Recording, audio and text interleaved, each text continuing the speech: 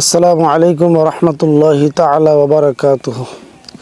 প্রিয় দেশবাসী, মুমিন মুত্তাকিন পরহেজগার ভাই বোনেরা, আমরা নিয়ে আসছি নাদিয়াতুন নূর ইউটিউব চ্যানেল থেকে আজকে যে আলোচনা, সে আলোচনা হলো মুআক্কিল।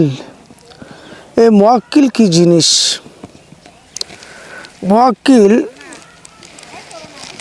কোনো আলেম বলেন মুআক্কিলকে বলা হয় কোনো বুজুর্গ মুত্তাকি মুমিন জিন্নাতকে, অথবা একাধিক শত এবং হাজার মুমিন জিনের সর্দার যিনি হয়, মুরব্বী যিনি হয়, তাকে মুআক্কিল বলা হয়। অন্যান্য বর্ণনায় আসছে যে না, মুআক্কিল তাহাকে বলা হয় না, বরং কোরআনে কারিমের প্রত্যেকটি আয়াতের এক একটা করে ফিরিস্তা আছেন। এই ফিরিস্তা যেমন সূরা আয়াতুল কুরসির, সূরা বাকারার 255 নম্বর আয়াত, আয়াতুল কুরসি যে আছে, আয়াতুল কুরসি যে 3টি আয়াত পাঠ করে আল্লাহ তাআলা 70,000 রহমতের ফিরিস্তা দিয়ে বান্দারে 24 ঘন্টা শ্বাস নিঃশ্বাসে পাহারা দেওয়ান।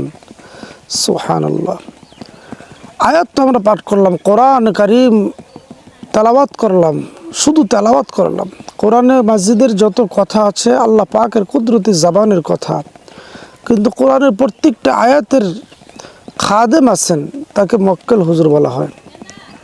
মুমিন মুত্তাকি হয় ফেরেশতা, আর না হয় মুমিন মুত্তাকিন বড় বুজুর্গ জিন্নাতকে বলা হয় মুআক্কিল। যাই হোক, দুই প্রকারের ভিতরে এক প্রকার হলেই হয়।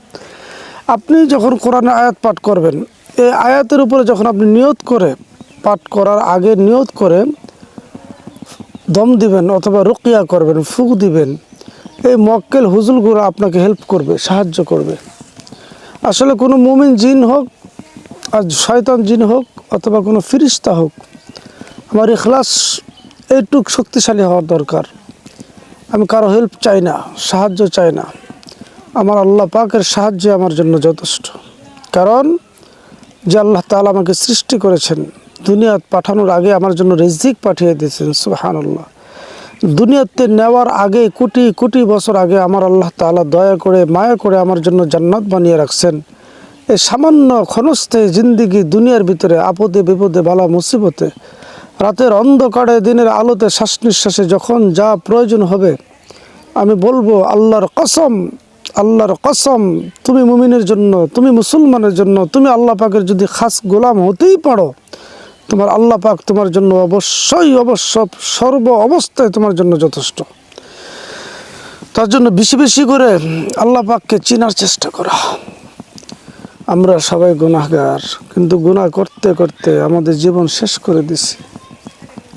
কবরে ভয় আসে না, শুধু গুনাহ করি, গুনার জন্য অনুতপ্ত হই না, তওবাও করি না।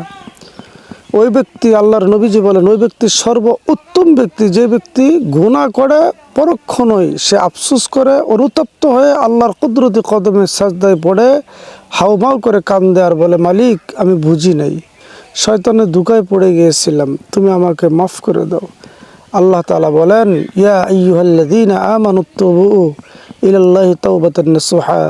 কোনো বান্দা যখন দিল থেকে বিজড়িত কণ্ঠে তওবা করে, আমার আরশ কাঁপতে থাকে, ওই বান্দার তওবা কবুল করে আমি আল্লাহর কুদরতি হাত দ্বারা বান্দার চোখের পানিগুলো মুছে দিই।